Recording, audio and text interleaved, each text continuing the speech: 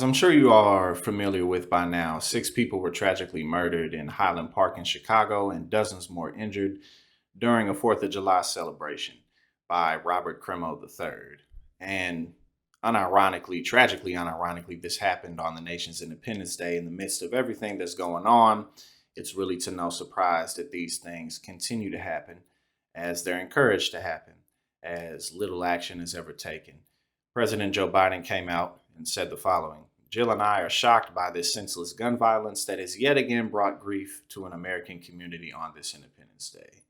You're not shocked. This has been happening for decades. And the governor of Illinois came out and said there are no words for this kind of monster who lies in wait and fires into a crowd of families with children celebrating a holiday with their community.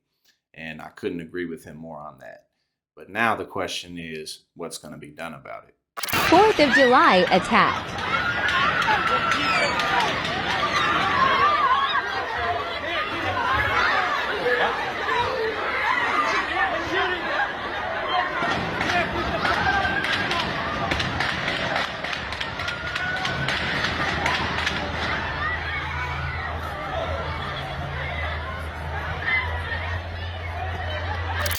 And the gun control legislation that was recently passed, actually with 15 Republican senators voting on board, it was pretty light measures. What we got was increased background checks for people up to 21 years of age.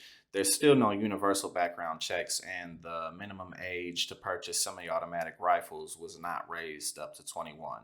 There's roughly $12 billion worth of funding for mental health programs and tightening up security programs in schools, which on a 50-state scale really is not much funding to make any type of serious impact. Also, there's encouragement and funding to encourage states to implement red flag laws, which basically would allow you to block sales for people who may be considered a threat in some type of a way. No implemented red flag laws, but funding to encourage that. And then also the boyfriend loophole, ending the boyfriend loophole, basically making it so that if you have a history of domestic abuse, if you're an unmarried intimate couple, then you're blocked from purchasing a weapon. And I wanted to read a quote that Biden said when this passed. He said, "After 28 years of inaction, bipartisan members of Congress came together to heed the call of families across the country and pass legislation to address the scourge of gun violence in our communities." So that was a first step in legislation. And let's talk about the issue in that being passed.